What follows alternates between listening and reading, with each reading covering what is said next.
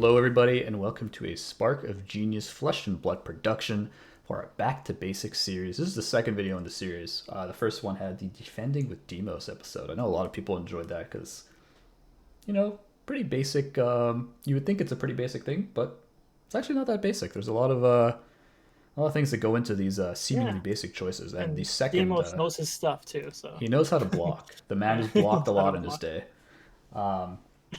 The second topic we decided to cover is deck construction, specifically in CC. I know there's probably more about this on CC than there is on Blitz. However, the way I see Blitz is there are like certain ways you can build Blitz decks, but a lot of the time it's not as nuanced because there's no real sideboard other than equipment. And so if people want us to do a video about Blitz, we can. However, for now, we're going to be focusing on Classic Constructed. And if requested, we can very easily do a Blitz video.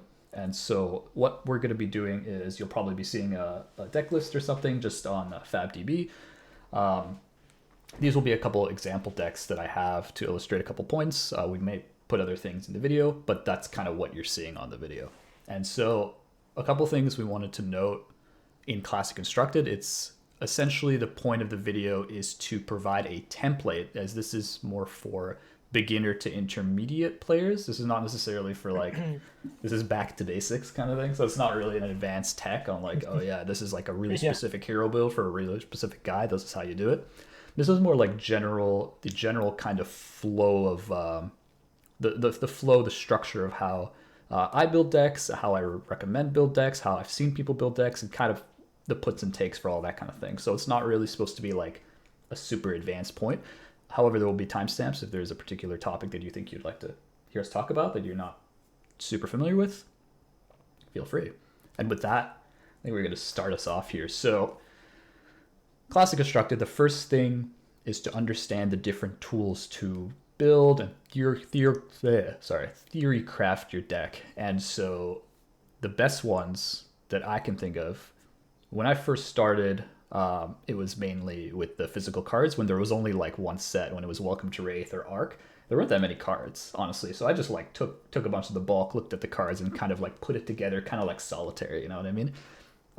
Nowadays, we're getting to the 6th set coming up, the second supplemental set. And so I would personally recommend FabDB, fantastic program. that's what I use pretty much. Feel free to get the paid subscriptions. Excellent services. I've seen it before. I've used it before. But even the free one is also okay. And that gives you an idea on things like the core, building from scratch. So let's say you don't want to have to like go from zero to a full deck. It will also get you sample decks for the core that other people have made and uploaded. And so it kind of like two birds with one stone. So it can get those idea juices flowing, as they say. Yeah. Another kind of library of information is Discord and Facebook, the Flesh and Blood groups. There's different on the main Fab channel. If there's different channels for each hero, there could be some good information in there. Feel free to ask questions. People may or may not give you useful advice depending on the People day. they're generally very friendly though. They're never gonna shoot you down for asking like a dumb question if you think it's dumb, but people answer pretty much everything, and they answer with open arms, right? They're going to invite you to ask any questions you have. So I would say a very friendly group of people. The community is on a whole good for now. I don't know how long that'll stay, but on a whole, I think it's pretty good. Yeah. For now, everyone's great. Yeah. Actually, before we move on, I actually wanted to bring up a point about FabDB. So FabDB, the way I usually use it is if I want to build, let's say, like a brute deck, I would look at usually the most recent ones because they're usually more akin to what the meta looks like presently. And then I would kind of open maybe 5 or 10 of them at once. And I would look at which cards are kind of recurring in those decks. So you can kind of get a sense of what the core of your deck would look like. You can see what staples are they running in Brute right now that everyone's running no matter what, or at least 7 or 8 of the 10 decks run. So that's one strategy I've used on FabDB at least, because you don't really want to look at one deck and just take it verbatim. You want to look at what people are kind of using more widespread. Because there's some pretty bad decks on there. I won't lie. There's some weird stuff on there, but doesn't necessarily mean it's bad yet. Yeah. So that's those two. There's the Wrath Times, I believe it's called. So that one has some articles written by people. There's of course other sites, store sponsor sites and such. So articles in general, I kind of just pick the Wrath Times because that's the one I've seen a couple times, and there's some good stuff on there. And of course, your co-compatriots. Yes, you too can also have co-compatriots. So your friends, people in the community, discussing ideas, throwing things together. Those are we'll have a picture of Rob's favorite co-compatriot in the pic here. But myself. I was also going to say for Wrath or Wraith Times, there was actually an article that came up, I think a week ago, written by Frank, who's a member of our Discord, the Canadian Discord, and he wrote an article actually about deck building recently. So if you guys are more interested in the more advanced topics, his article's chef's kiss. So I'd recommend that. Article chef's kiss. I love it. Chef's kiss. Anyway.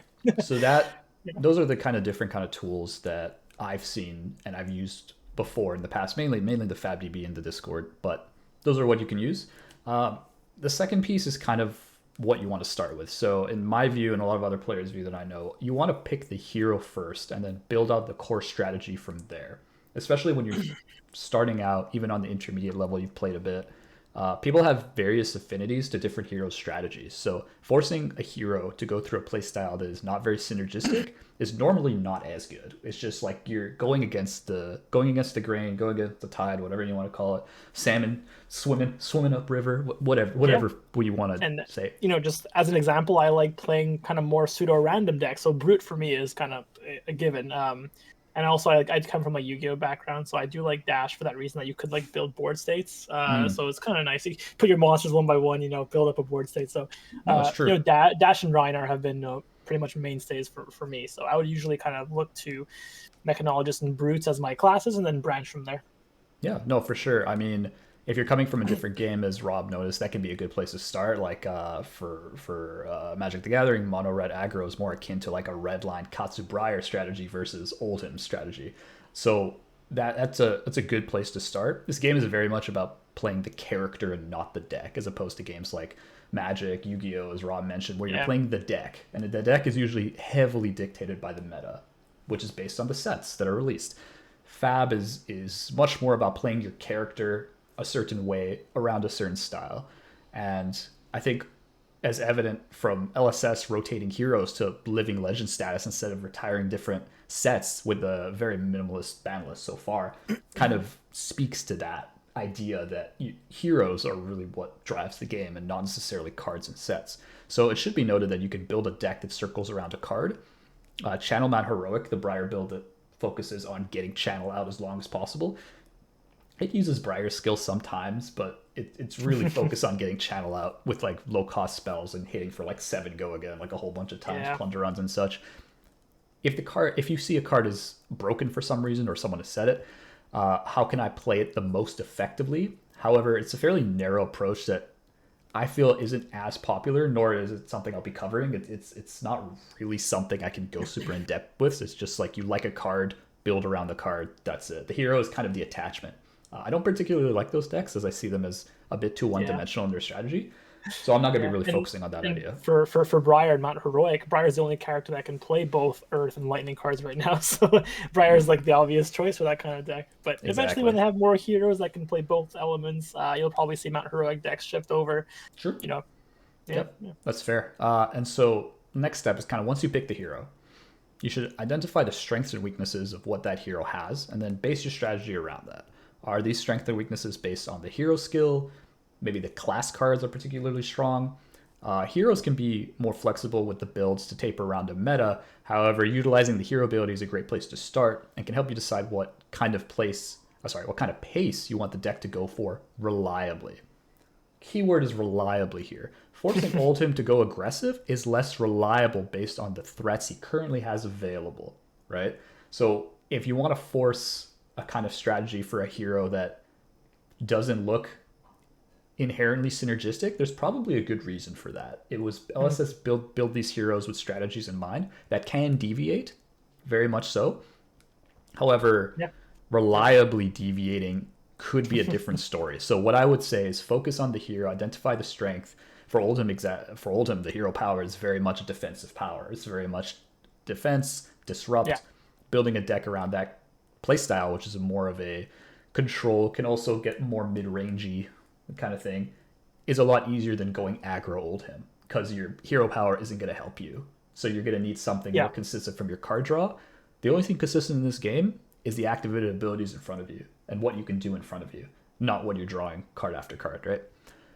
Ask yourself why you picked that hero. Do you really enjoy utilizing the hero ability? I know people who love the Chane ability, just give everything go again, or they love and then the shackling, the banishing with shackle. People love that. People love Intimidate on Rhinar. They really love that ability. And so love Dominate on Bravo.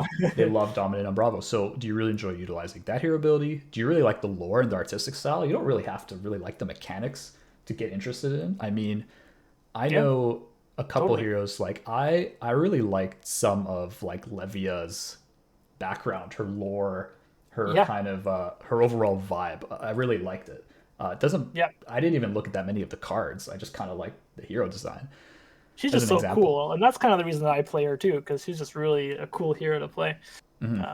Speaking of that, it's like, do you like the play style of that kind of hero? Same kind of idea. Do you like to go tall with one big attack? Oh well, Bravo's probably going to be the choice you picked, with that like crush ability to go really, really tall. Do you like going super wide, like a Katsu Briar? This will help craft the core of your deck, as the core of the deck will be the base strategy you're trying to accomplish, and the cards that will generally never get sided based on whatever matchup you're facing. Those will be like the core set of your deck, and so that is related to your core strategy based on your hero.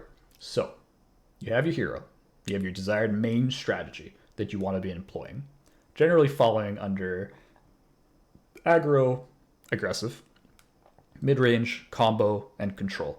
Combo is a little bit, combo can kind of fall under like a sub-genre, but I'm putting combo out there like outside of that kind of those three main ones. As you have some decks that just purely rely on one combo, and that's all they do. So something like the Skeleton deck for Viscerai, the Bloodshade Skeleton deck. Sonata. Bloodshade Sonata. Yeah, so decks that focus on like OTK Sonata decks. It's very much a combo deck. Yes, it also can be more of technically like control, because you're blocking until you get your combo right. But those more controlling cards are to enable that combo deck. So I would call that deck a combo deck, control second kind of thing. And this is more of a spectrum, as heroes can perform at all ends of the spectrum depending on the cards available and the general affinity for that strategy in the deck. So based on that, it's not that hard to make a deck that wants to play mid-range, but you have a sideboard for aggressive or more control. So like you can deviate, and so it is a real spectrum. So don't feel like you have to build an aggressive Katsu that can only be aggressive, and that's the main strategy. It could be really good, but you get a good idea for what they're good at looking at their hero ability. So you know, for Oldhim, for example, it's going to be very hard to put together an aggro list, but there are some heroes that can do both very well. Like Katsu can be aggressive or really defensive, as we've seen in a previous meta. You have Dash that can go pretty aggressive, or it can build towards the control item, style. And Brutes just vary so wildly, in what they can do. So I think with the release of new sets, you can see a complete shift in how a single hero does. But the hero ability is really what gives you an idea for how far they can stretch that, right? What their spectrum could look like. If it's more defensive by nature, you're kind of stuck. But if it's more, general, like in terms of Katsu's ability, then you can do pretty much anything given the right cards.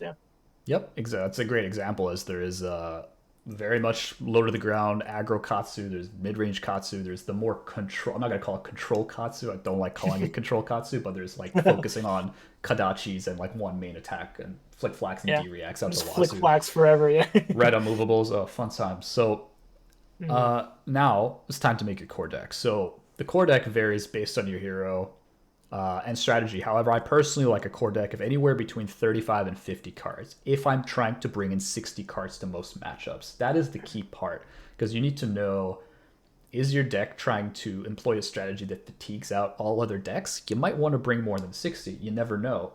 But there's certain cards that you need to reliably get. Well, if you add more than 60 cards, the reliability of getting those same cards drops, right? And so on top of that, there's generally a core and a sideboard equipment that you bring in for various matchups. Think things like Nullrune for Arcane Barrier. Arcane Barrier in general is more of a sideboardy equipment for things like Kano or Viscerai, anything that does deal with Rune Chance or arcane damage from Rosetta Thorn, things like that. And so those are the general parameters. You can go, of course, higher or lower. That's just the range I generally like to stick to, as it performs the best for me. You'll realize very soon what performs the best for you. Of course, these are just guidelines.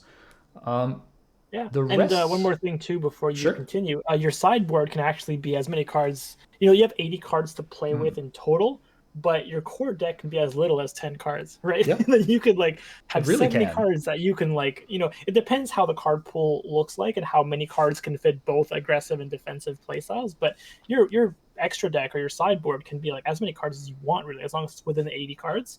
Hmm. The proportion of main deck to sideboard can be as wild as you want it to be. So that's a cool feature. Because I know in Yu-Gi-Oh, your sideboard's only limited to 15 cards. Yep, it's only So you 15 cards. cannot, yeah, so you cannot have your 70 card sideboard in Yu-Gi-Oh. So Yep. this game gives you the flexibility to go like as wide as you can with 80 cards. So it's very nice.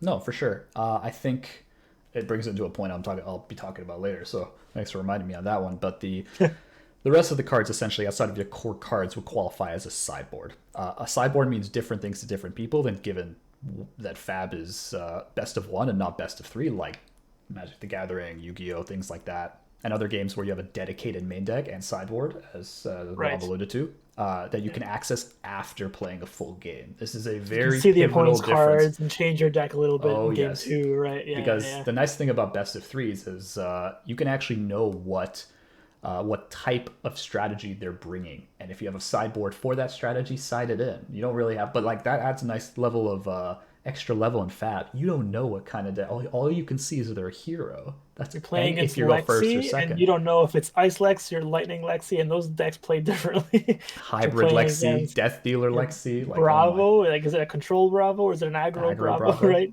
No, for sure. You don't know. Yeah. The sideboarding does happen in Fab once you have seen the hero and decided who plays first or second, usually via dice roll.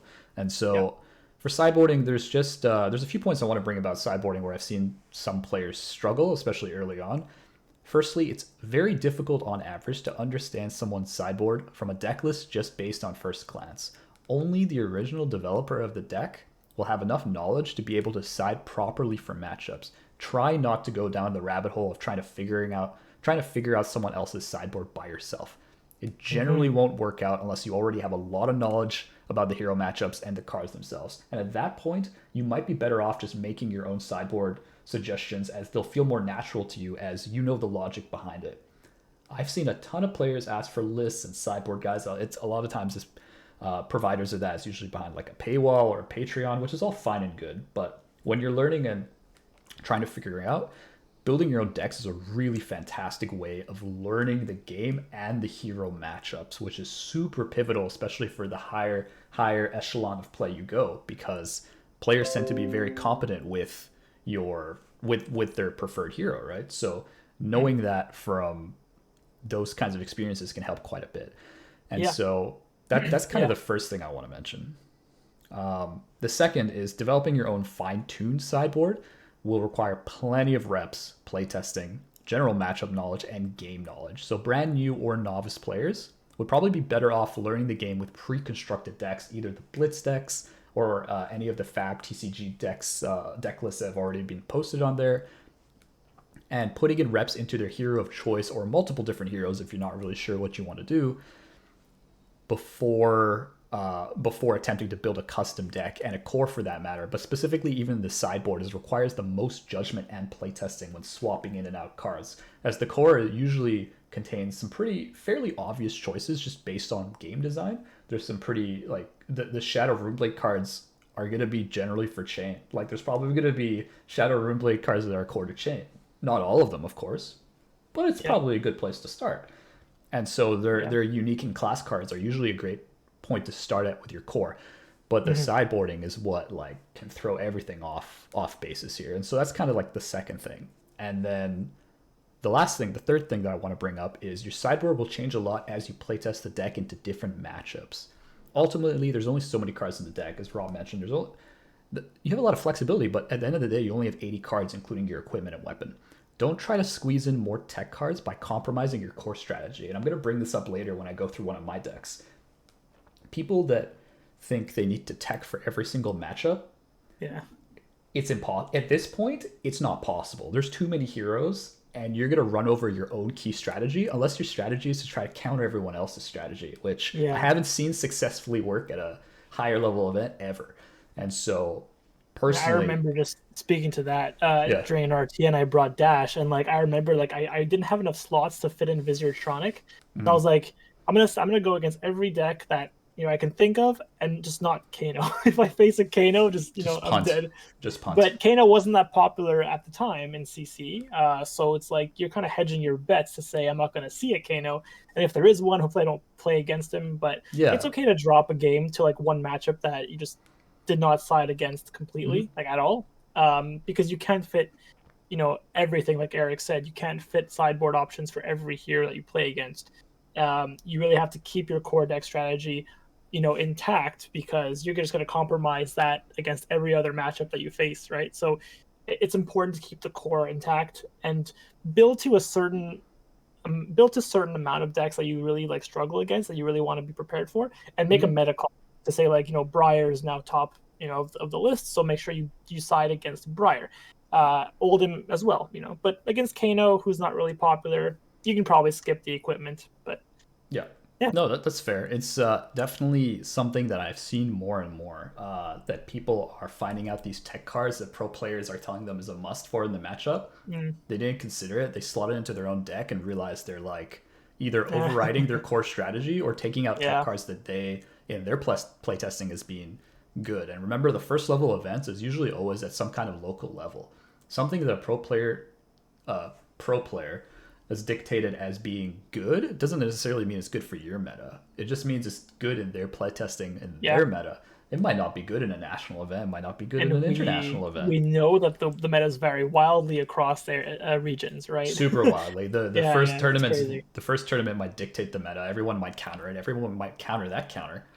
Nobody really knows until the Yep. actual event day. Only you know your meta best from playing with these players and searching up kind of like what you think they're going to bring. And so that's my kind of third point. So now that that's out of the way, I suggest building a sideboard. The first kind of piece is to figure out what is the purpose of your sideboard. This is by far the biggest hurdle before even finding the cards to fill it. Seems a little bit odd. In a fairly popular recent deck list came out, the Matt Rogers, Nick Butcher, the Viserai list.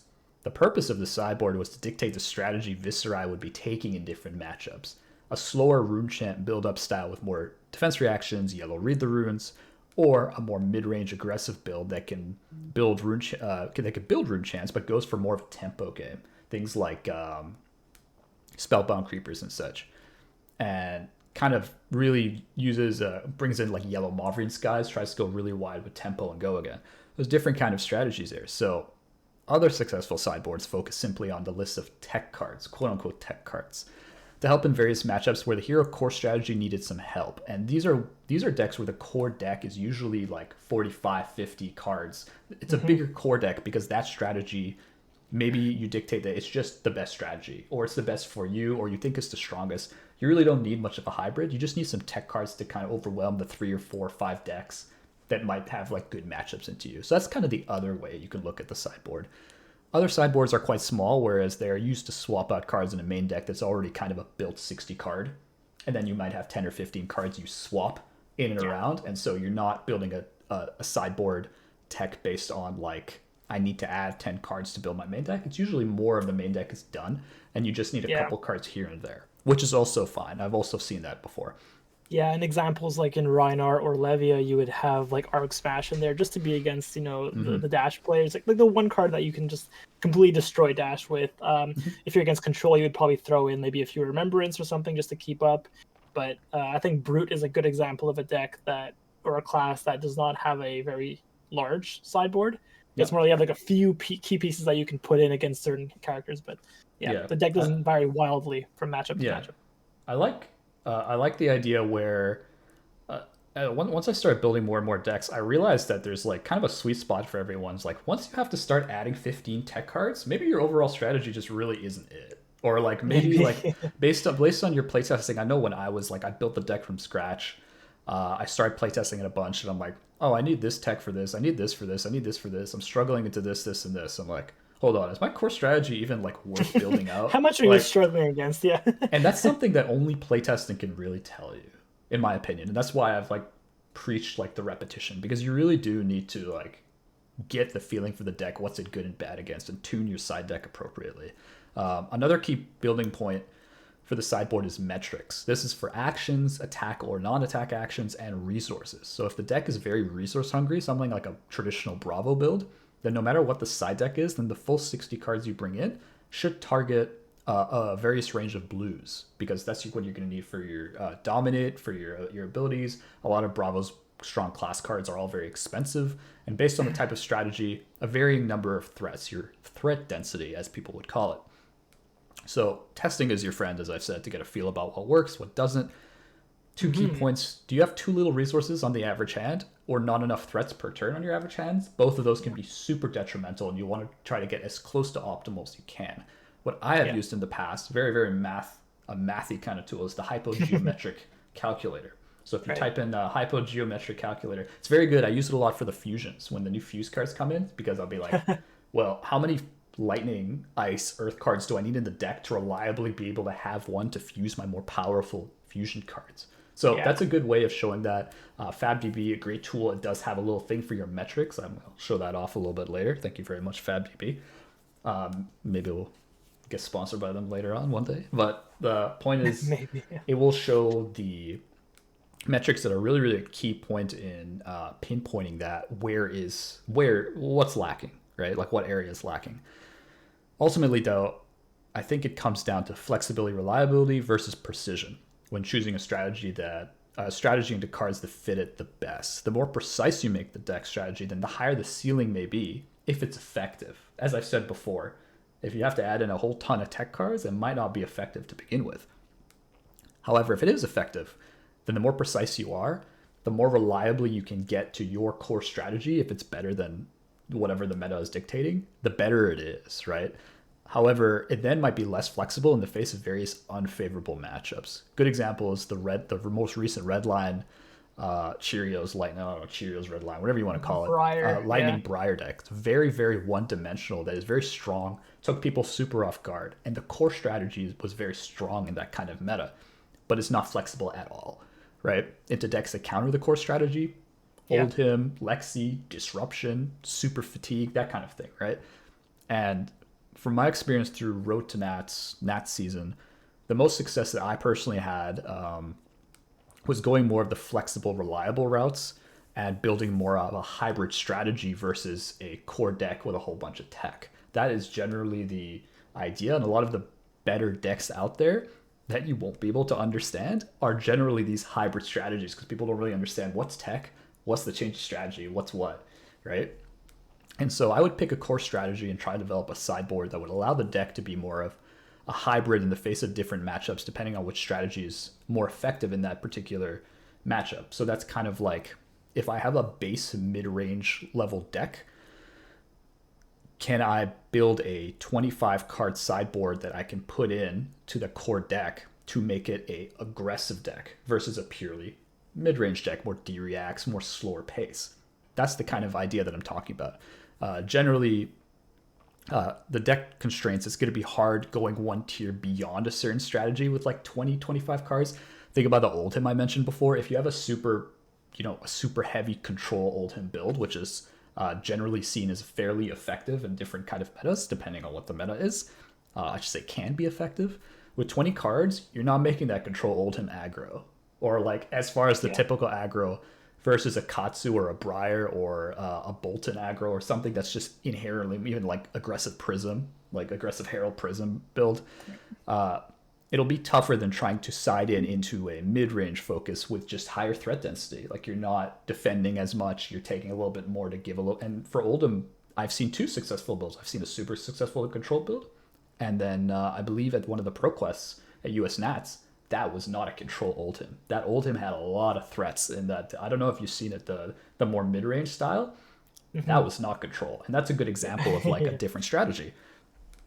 And so I think I've talked a little bit over time about the basis here. So I have two examples kind of to show people, to illustrate what I'm trying to talk about here. And so on the screen, you'll see I have a Monarch era. This is the deck I used to win the Road to Nationals near me in Calgary. So this is the list from that. And I'm just going to show how I've broken out the deck. You'll see the nice band on Seeds of Agony here. And so the basis of the deck here is the core count. You'll see this the 58 in the main, 22 in the side. Keep in mind that the main deck does include the equipment, so it's actually 1, 2, 3, 4, 5, 6. Actually, 52 cards in the main deck itself, and then you have the other 6 as part of equipment. The main deck that you bring into the game, I'm talking about the cards in the deck. I'm not talking about the equipment on the field. So I'm talking about 60 main deck cards. So we're looking at 52 main deck cards here. And then you have the sideboard over here. And so the core strategy of the Chane build is essentially go super aggressive here. So we're looking at a heavy plunder run. I want to be banishing, shackling every single turn. I want to be playing out of banished a lot. And I want to be putting an immense amount of pressure on the opponent. And so to that end, of course, at the time, Seeds was pretty busted. No pun intended here. Puppetries, E-Strikes, Reaping, Art of War to go super wide, Unhallowed, all the Rift Binds for the later plays for Rift Binds for the red ones can go up to like 5 or 6 pretty easily in the early mid game, depending on what you banish. Pretty fast paced build. And then in the sideboard here, I had a couple cards to help. I had a couple tech cards and then a couple to shift the strategy against control to slow it down. And so the tech cards, people will see pretty obviously this Ninth Blade of the Blood Oath. So these 2 Ninth Blades were purely a tech choice into Prism. At the time, and they came in clutch in my finals match against the Prism. And so the idea with Ninth Blade is you want to break the early heralds because you generally want to try not to block because your 5-card hands are super strong, especially when you're banishing 4 to have a 9-card hand if you can banish all of them. And so those were just to stop that. The invert existences were just for the Chain Mirror specifically, and to try to I've definitely won games off invert existence, definitely even at that event. The rest of the builds is really, and the CNCs are kind of a flex depending on how I'm feeling in the matchup, but the rest of it, the Eclipses, the Howls, the Seeping, Unhallowed, Time Snaps. Time Snaps are also kind of for Prism, but they can also slow down the game for control. Definitely if they're trying to stop you going from super wide and blocking you out. Getting that Eclipse out, getting that really, really fat Rift Bind out with Howls and Seeds switches the strategy to a more slower paced build. Meet and Greets in here and Rips in here for, well, Rips kind of in there for whatever, but Meet and Greets for a more aggressive build. The decks that will actually take Arcane, thinking like the Redline Katsu build that was kind of the aggressive Katsu build that was popular in that season. Those are for decks like that. So it's kind of a mix of tech and hybrid. And so that's kind of the first kind of deck I want to show here. And then the second deck here is a bit of a Kano deck here that illustrates my second point. And people are like, "Come on, Eric, why are you showing us a Kano deck? Nobody plays Kano." Not true. Well, the Italian champion was on Kano. Also, there were a couple Kanos that did fairly well even the Canadian Nationals, and so Kato is my kind of second piece here, and this strategy is definitely different and it's focused on mainly either a go wide or go tall. Go tall is the strategy that is more akin to facing builds that will likely have 3 Null Rune and will be able to easily block your kind of smaller 3-4 damage Arcane pips. And the other go wide is generally for builds that don't have enough space for Null Rune or only have 1 Null Rune. Chane is a good example. Katsu is a good example. Even now, Briar is a good example. Recently, a lot of the fast Briar decks did not have Null. They had Null 1 maybe. They don't run it. Yeah, exactly. 0. And so the core of the deck is a lot of like the strong, generically good cards. Spindle, a couple Stirs, Tome, Chain, Lightning, Sonic, some Whispers, and a nice blue stack. Because resources are quite important regardless of how you're building Kano. And the main deck ends up being 51 minus 5, so about 46 cards, which is kind of within my nice range here. And then in the sideboard, you can see a bunch of Aether Flares. That's for going wide, as you want cheaper spells to be able to buff other spells. And that comes with the nice Snapback package. And the Snapback is able to be played very nicely if you pitch, buff an Aether Flare, come in for 4, and if they can only block 1, let's say, comes in for 3, that Snapback comes in for 6 as an instant. Just for a blue, you've done 9 damage, unless they want to block Snapback, so you've done 8 Arcane damage. That's not bad for a blue and 2 cards. And so that's based on kind of value for going wide, Reverberate, things like that. And then you have Cindering Foresight also. Then you have things like the Forked Lightning, the extra E-Pot, the Nourishing, the Voltic Bolt package, and Stir. And that sideboard is for going tall. You want to set up a really, really big forked lightning, blazing. Stir, fork, blazing, blazing, stir, fork, blazing, stir, forked, whatever you want to do here. Voltic bolts for chipping, Aether spindles for chipping. And so that goal of that sideboard is to just sit there and set up. They're probably too slow to the point where your life total is not going to be threatened as much, and you'll have time to block a little bit, arsenal a card, wait, craft the hand. And so that's what this build kind of excels at. It's hybrid enough that you can see the hero with your playtesting kind of figure out how much null rune they might be bringing, and then build your deck accordingly, because they don't know if you're going wide or going tall. They have no idea what you're planning on doing. First glance, you have no idea. Yeah, and some strategies are better than others, of course, depending on how much you have practice on them. But those are kind of two examples. Are one that I've brought with a lot of success, winning a Rhodes to it with it. This one, I actually built this one yesterday, but it's very similar to a Kano deck I've played, a CC deck I played. But just an example on how you can kind of shift your strategy based on meta, based on what heroes are prevalent. If you see a lot of heroes that are like taking up all the tournaments, that they'll run null rune. This Kano build might not be too bad here if you can really get those reps in and know all your combos. And so, that's kind of my theory here. What I do in practice when I build these core and sideboards out. Of course, this is not to say that any of these strategies are like, oh yeah, all the best players in Fab all use this one strategy to build decks. For sure. That's not what I'm saying. We're just here to create a bit of a template for newer intermediate players, ones that maybe even really good players that are really good at playing decks, but they've relied mainly on other people's builds. But then in that case, what happens when your region is the first one to have a big tournament? or let's say you don't have like that good of a playtesting group, and like maybe they come up with decks, but you essentially they have to like hold your hand through the deck building process. You don't really feel like you're contributing that much. These are the things that you can help. I mean, not everyone has to be like a genius theory crafter. It's very, very hard to come up with new and innovative approaches to different decks. However, these are kind of ways that you can build out your base, and that's kind of what the back to basics is for. Yeah, and I would say like deck building, it's really all about the journey. I mean, I built my own Levia and Briar decks when the heroes first came out, and like I probably changed like 80% of the deck after iterating like so many times, right? And that was a lot of fun. I mean, that's one of the things that I enjoy about trading card games, just the ability to look at a card pool, try a bunch of stuff out, see what works and what fails, and eventually be proud of what you create. I mean, it might not be the best out there, but it's something that you've made and something you can actually win a few games with. So a lot of fun.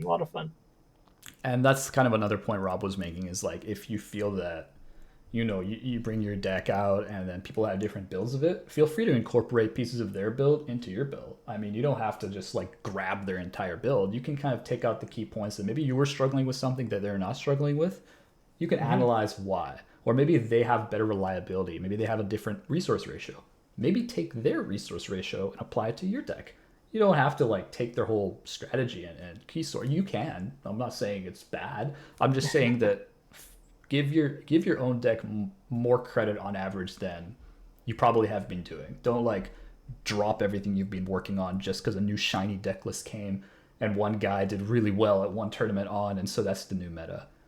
I often think that like the really good strategies that come out are from like cards that we never really thought could be good, like your weird like homebrew build could actually have some of those cards, right? And then you never know, you might come out with something crazy and just not know it, right? So you might have the best deck in the world, you never know. There's always a drawback to just doing whatever is out there that's like the most popular. Like homebrewing stuff is actually how some of these crazy combos come out to be in the first place. So it's just groups playtesting, building a deck, and playtesting with each other. It's not like they're relying on some other deck from an event that hasn't happened yet.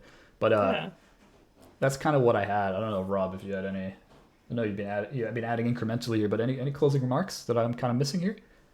Nope. I think that was pretty good. I can't think of anything that you missed. Yeah. And so our next back to basics is going to be on tournament prep, something that a lot of people with the ProQuest season coming out here, a lot of people have been actually requesting from me to do, because it's actually not as like straightforward as you would think it is. There are different strategies that work different levels, but that'll be the next one that I'll be talking about, maybe with a guest, maybe not with a guest. Doesn't really matter. Not the point. My point is, if you enjoyed the video, feel free to leave a like, comment, subscribe, tell us how we're doing. If you have anything you'd like us to do next specifically, feel free to check out our Twitter, our Spotify. We'll have out all of our discussion interviews on the Spotify. Twitter will let you know they're coming out a little bit earlier. As always, something I did want to mention that I don't know if most people know our schedule by now, but it's actually every Tuesday and Thursday release with 2 Saturdays of the month. Generally, we try to do 2-3-2-3. Sometimes it'll be 2-3-3-2, whatever. That is going to be the schedule. I'm going to be starting posting that in the description just so people know. But that is kind of going to be our schedule as long as we can handle it going forward. That's pretty much it. Hopefully, we'll get some Everfest content coming in soon. But for now, this has been Rob and Eric, Spark of Genius, Flesh and Blood, Back to Basics, Episode 2, Deck Construction for Classic Construct. I hope everybody enjoyed it. Have a great day.